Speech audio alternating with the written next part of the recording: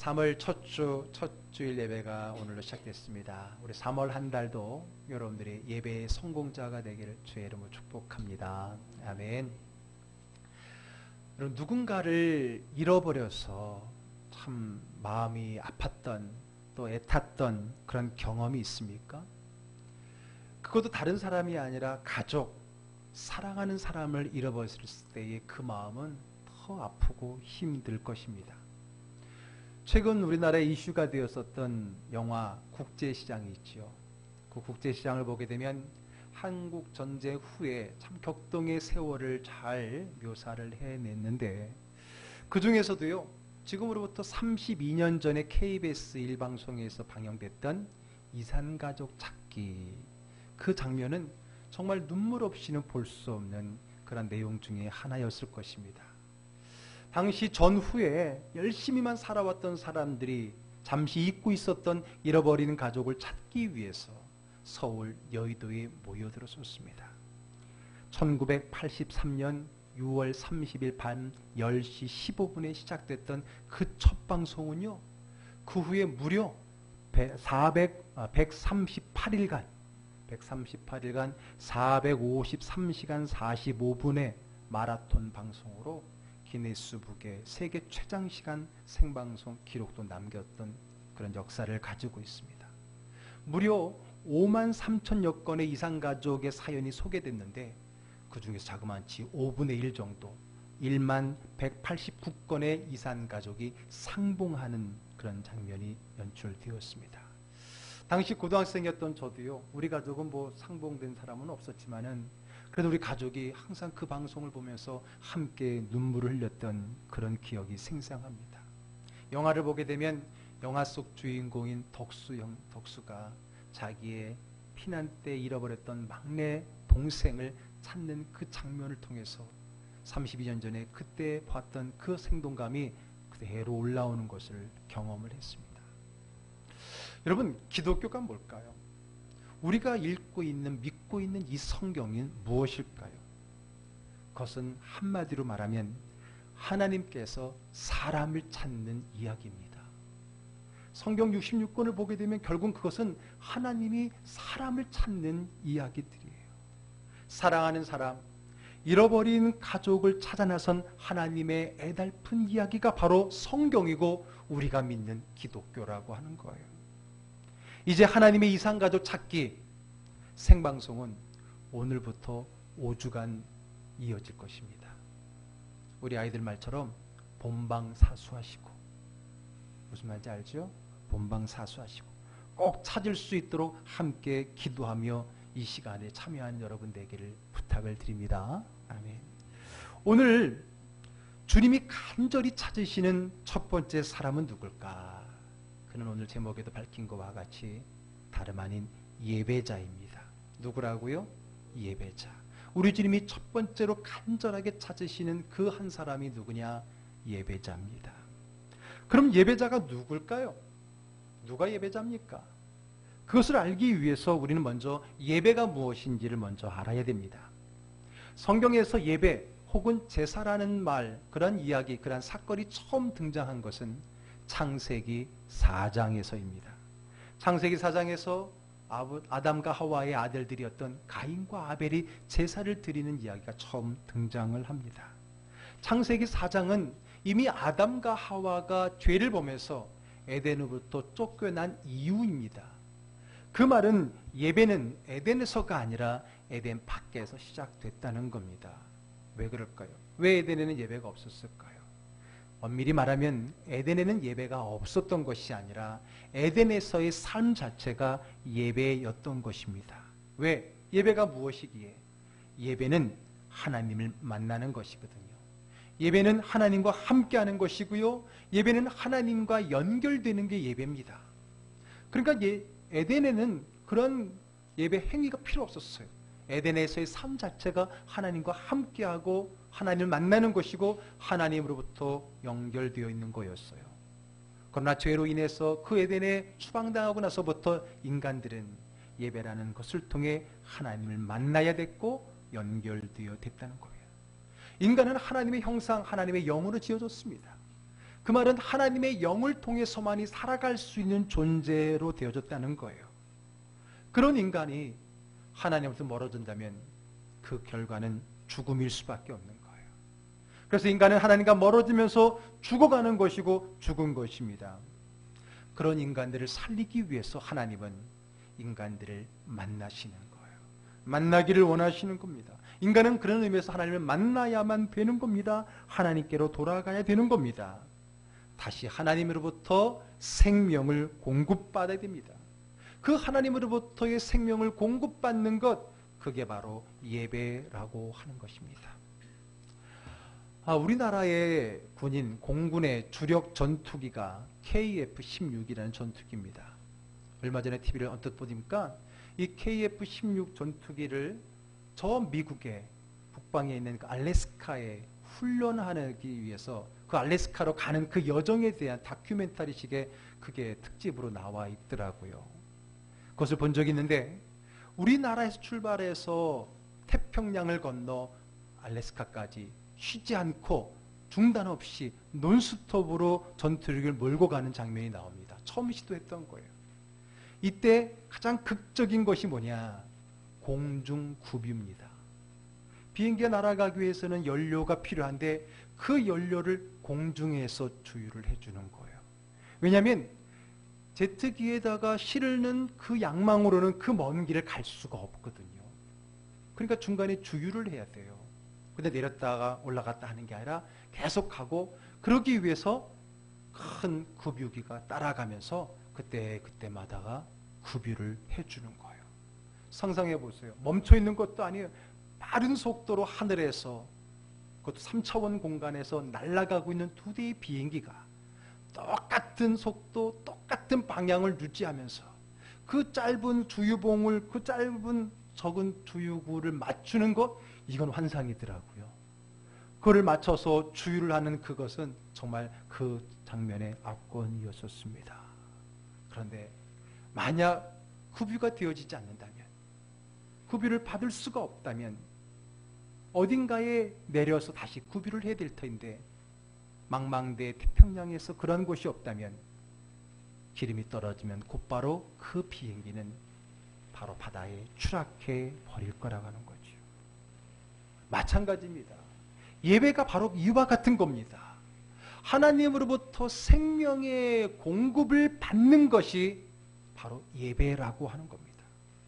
그래서 예배단에서는 예배가 필요 없었어요. 늘 하나님의 그 영향 속에 있었기 때문에, 그 삶 자체가 예배였기 때문에.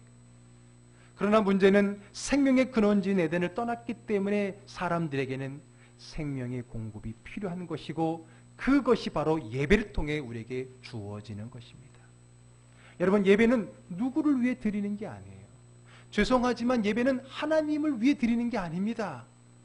우리가 하나님 앞에 예배 드리지 않는다고 해서 하나님이 하나님임을 포기할 수 있습니까? 아니에요. 우리가 하나님이라고 불러주지 않는다고 해서 하나님이 하나님이지 않습니까? 그건 아니에요. 우리는 하나님께 드려지는 것이지만 그 예배는 실제적으로 예배를 드리는 바로 저와 여러분, 우리를 위해서 필요한 것입니다. 하나님을 위해서 드려주는 게 아니에요. 목사님 때문에 체면에 드려주는 게 아니에요. 하도 전화하는 우리 목자 체면 봐서 와서 이 자리에 예배 드리는 것 아닙니다.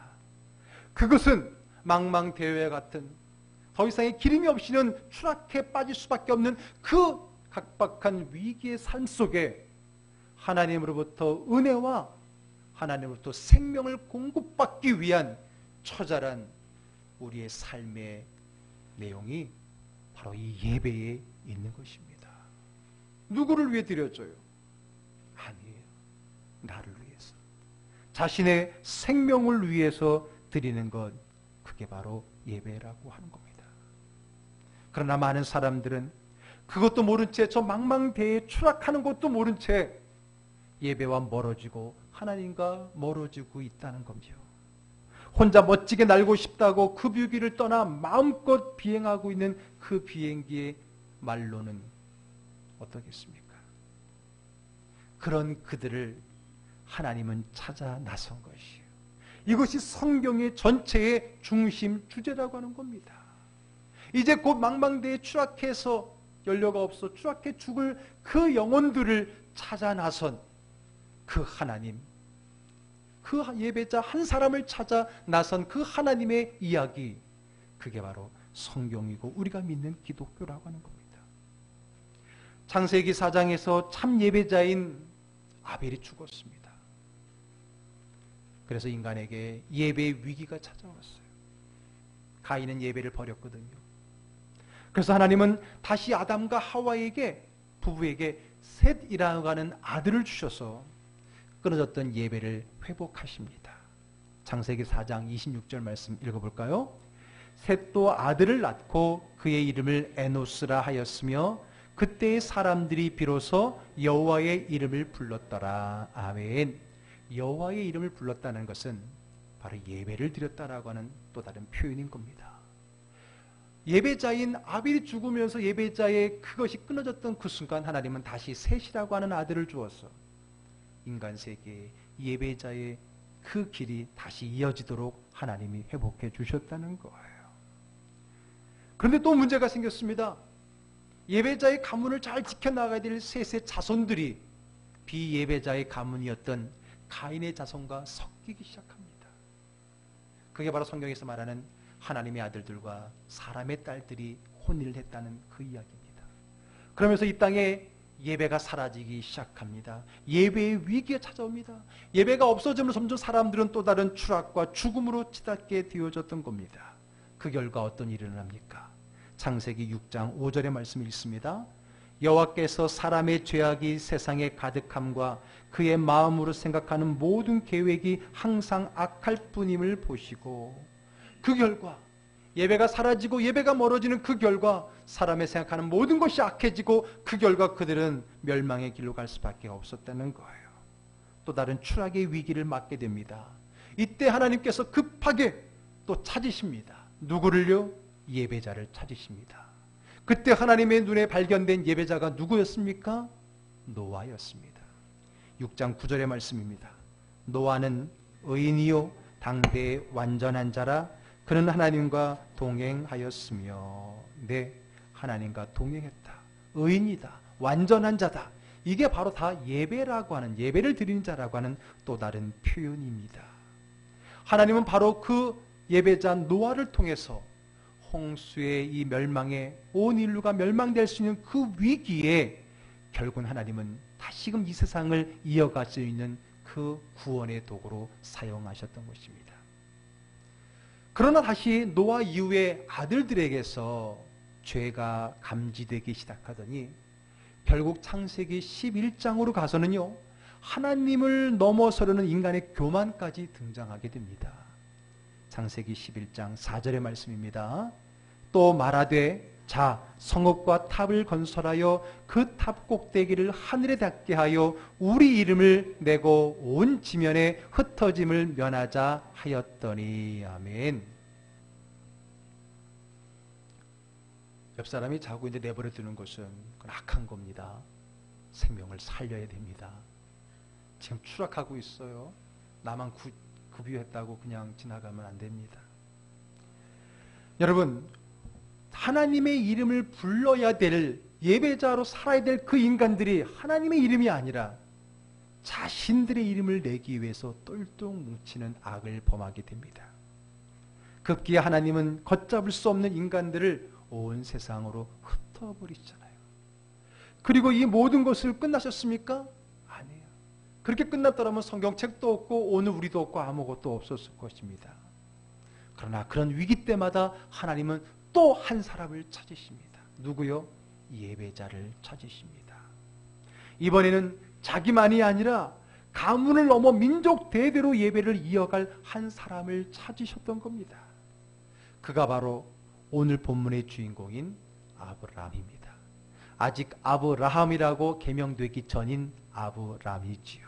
자, 이제 오늘 본문의 1절의 말씀을 함께 크게 읽겠습니다.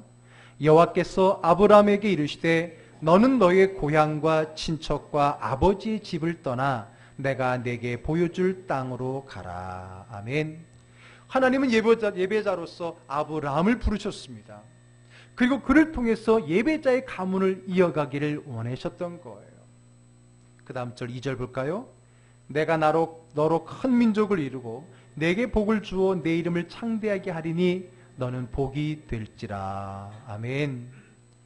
그만이 아니라 그에 이어지는 그 민족도 예배자의 민족이 되기를 기대하면서 하나님은 아브라함을 불렀습니다. 다행히도 그는 하나님 말씀에 순종하였고요. 그 하나님의 말씀을 따라 하나님이 예배하신 예배자의 땅으로 이동을 하게 됩니다. 도착한 가나안의 세겜 땅 모래 상수리 나무 아래서 첫 제단을 쌓고 예배를 드리더니 다시금 우리 8절 말씀이 있습니다.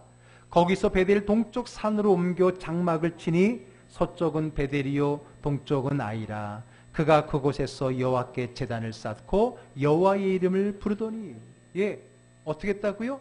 여호와의 이름을 또 불렀어요. 그게 무슨 표현이라고요? 예배 드렸다는 표현이 있잖아요. 다시 그들이 예배를 드렸다는 거, 하나님의 이름을 부르면서 다시 예배가 시작된 겁니다. 온 사람들이 죄인들로 인해서 온 세상에 흩어졌던 그 위기의 순간에 하나님이 부른 그 아브라함을 통해 그의 가족들을 통해 다시금 이 땅에 예배자의 족보가 이어질 수 있게 되었다는 거예요. 그리고 그 예배자의 족보는 창세기에 등장하는 족장들 이삭과 야곱과 그의 12아들들을 넘어서 이스라엘 민족에게로, 그리고 친히 이 땅에 인간의 몸을 입고 오신 예수 그리스도와 그분께서 허락하신 성령님을 통해 세운 교회를 통해 오늘날도 계속해서 예배가 이어지고 있다라고 하는 겁니다.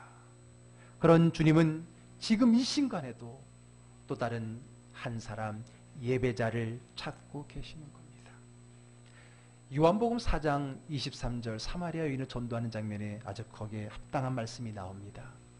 요한복음 4장 23절 말씀 읽어볼까요?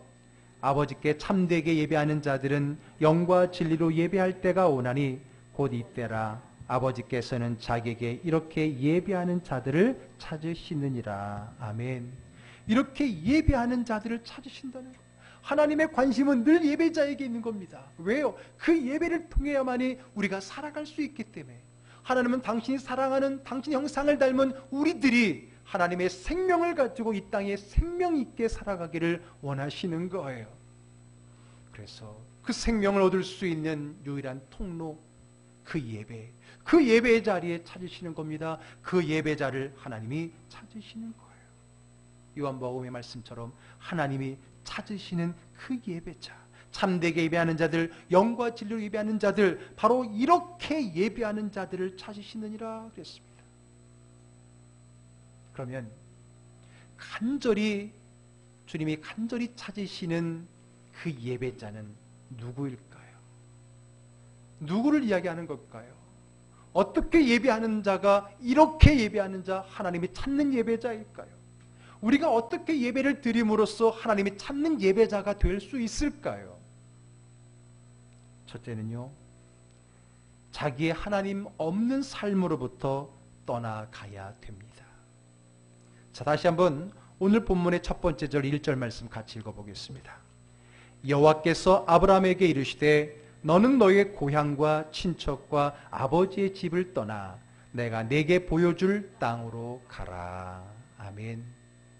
여러분, 아브라함의 고향은 어디였냐면 갈대아 우르입니다.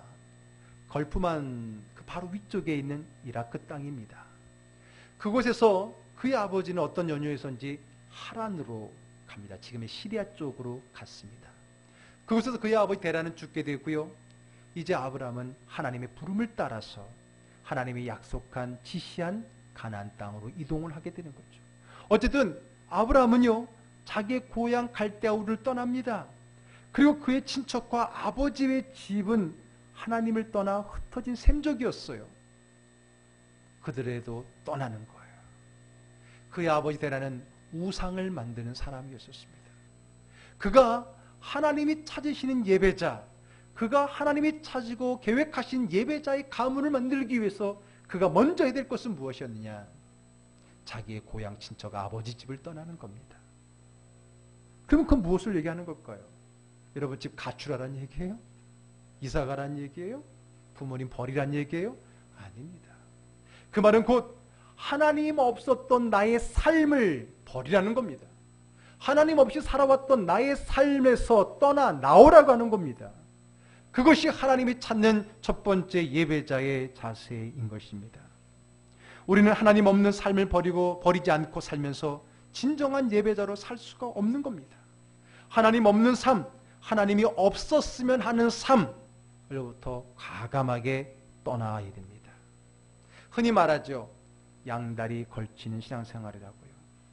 세상에서는 하나님 없이도 살다가 주일이면 하나님이 계신 것처럼 사는 삶 버려야 됩니다. 오늘 주님이 찾으시는 예배자의 첫 번째 모습은 뭐냐? 주일날 주일 하루 그것도 1시간만 예배자로 살아가서는 안 된다는 거예요. 우리의 삶이 하나님 없는 삶으로부터 우리는 탈출해야 되는 것입니다.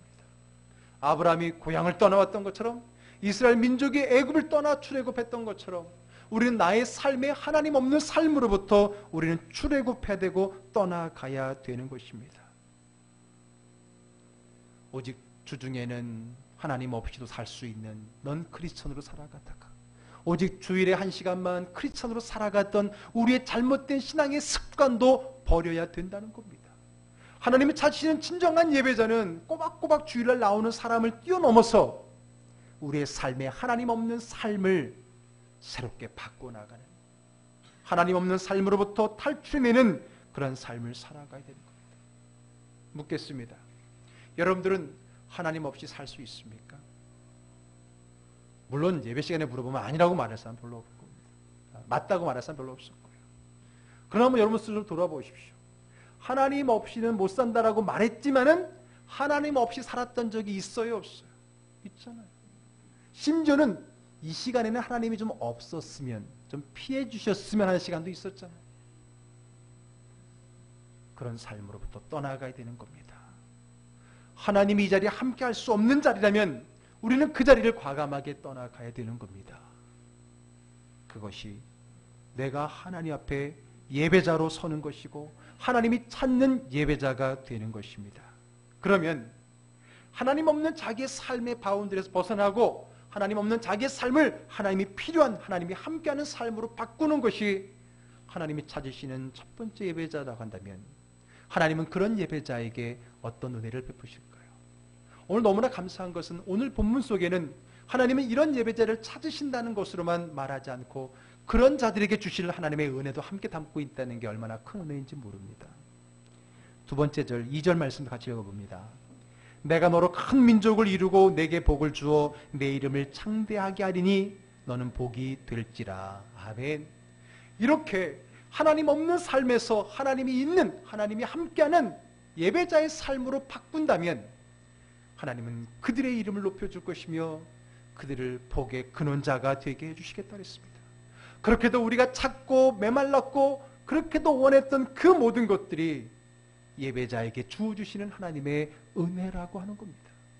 그런데 우리는 그 예배는 등한시한 채 우리의 소원만을 향해 달려가고 있지는 않습니까?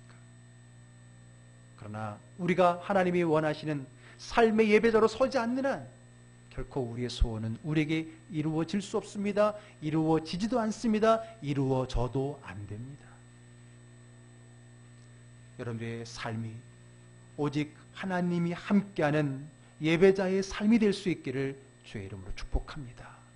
혹시 내 삶을 돌아보십시오. 하나님이 없는 삶, 하나님이 필요치 않았던 그런 삶이 있었더라면 떠나오십시오. 그렇다고 가출하라는 얘기가 아니에요. 그렇다고 그 직장을 사표 쓰라는 게 아니에요.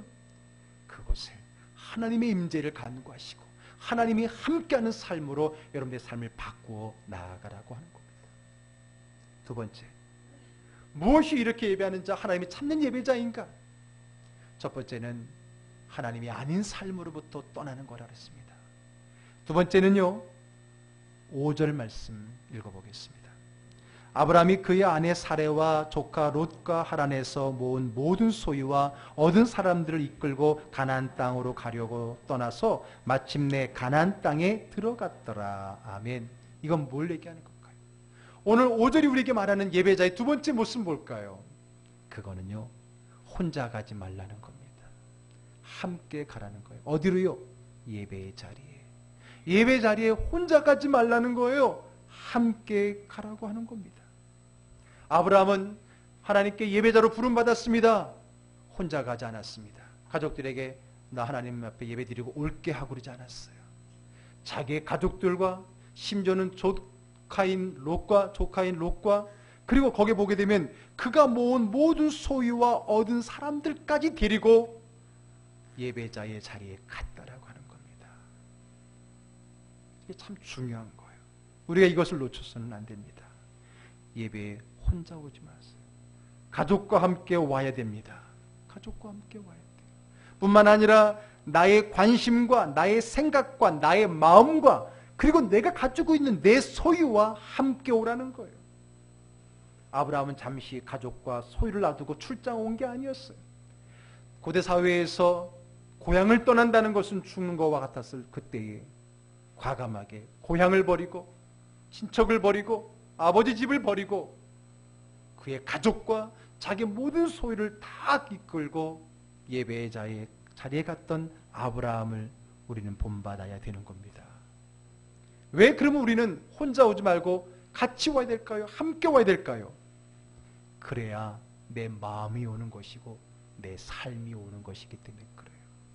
여러분, 만약에 집에 다 있어요. 가족도 있고 내 재산도 있고 내 모든 게 관심이 다 거기 있고 나만 달랑 한 시간 여기 와 있으면 한 시간 어떻게 버틸지 모르지만 그의 마음은 온통 집에 가 있는 거예요. 빨리 가서 가족들과 맛있는 거 해 먹어야지. 빨리 가서 아이들 데리고 놀러 가야지. 빨리 가서 뭐 해야지. 빨리 가서 직장에 가서 업무 봐야지. 이런 마음밖에 없는 겁니다. 마음이 오지 못하는 거예요. 그러면 마음이 오기 위해서는, 진정한 예배를 드리기 위해서는 여러분의 마음이 와야 되는데, 마음이 오기 위해서는 마음에 담아있는 그 모든 소유가 함께 이 자리에 와야 되는 겁니다. 그래야 온전한 예배를 드릴 수 있는 것입니다. 하나님 앞에 예배 자리에 가지고 올 수 없는 것은 하나님의 것이 될 수 없습니다. 그것은 예배자의 삶을 줄 수가 없는 것입니다. 물질을 드리는 것도 마찬가지입니다. 하나님이 물질이 없어서 물질을 가져오라는 게 아니에요. 물질이 있는 곳에 마음이 있기 때문에 그래요. 그 물질을 하나님께 드림으로써 내 마음을 함께 드리는 것이고요. 내 모든 관심과 나의 삶을 하나님께 드리는 것입니다.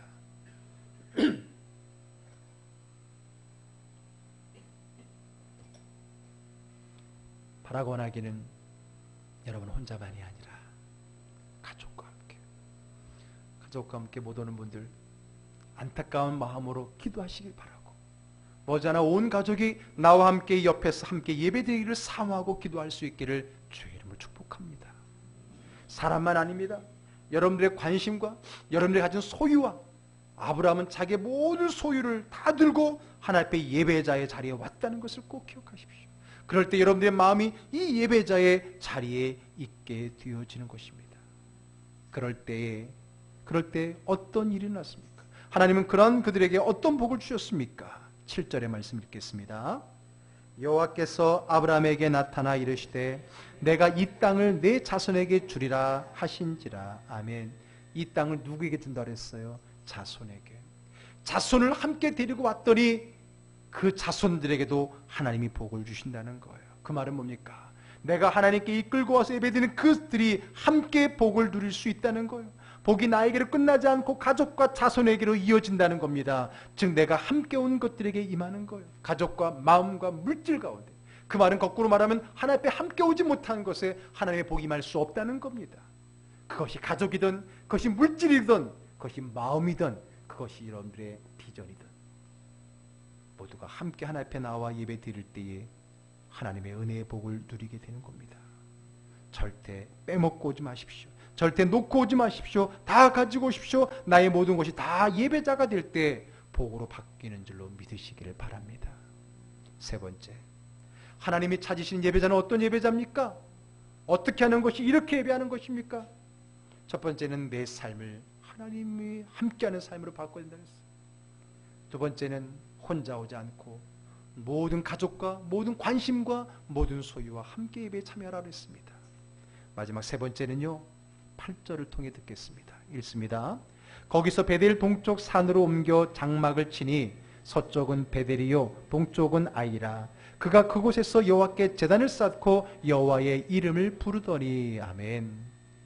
동쪽으로 옮겼어요. 베델 동쪽 산으로 옮겨서 장막을 쳤어요.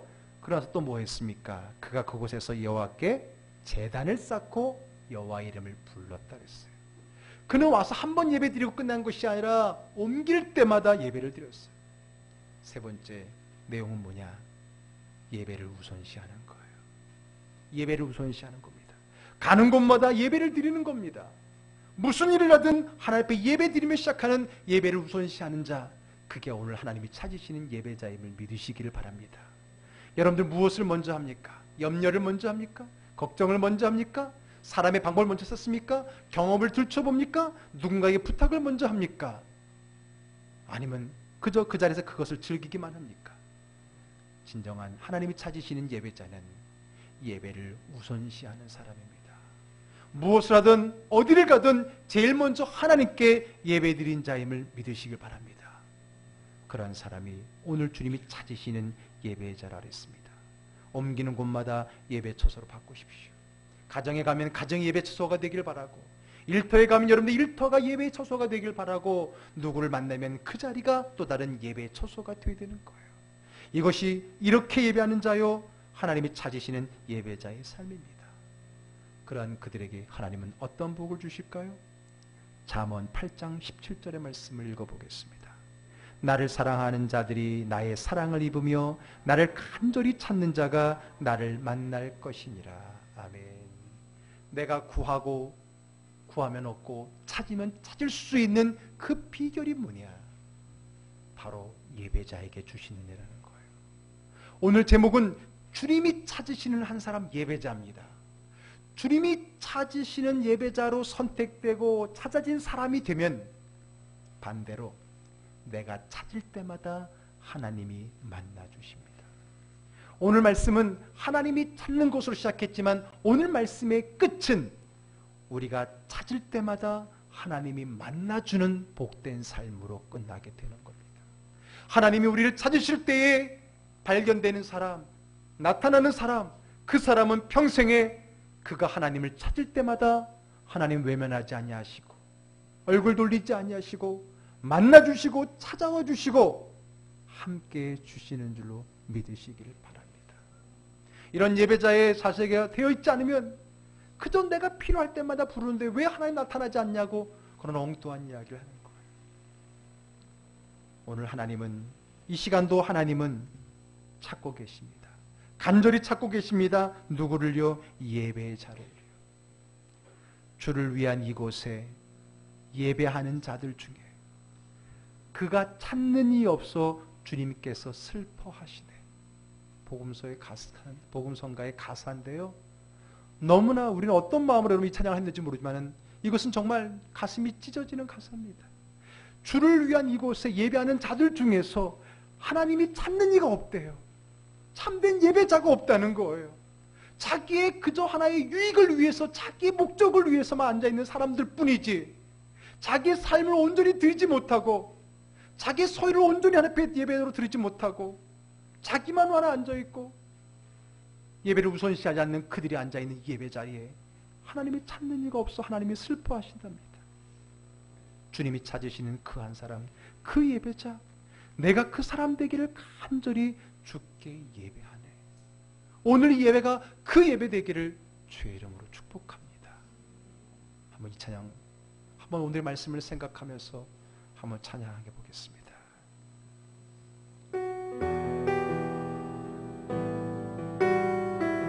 주를 위한 이곳에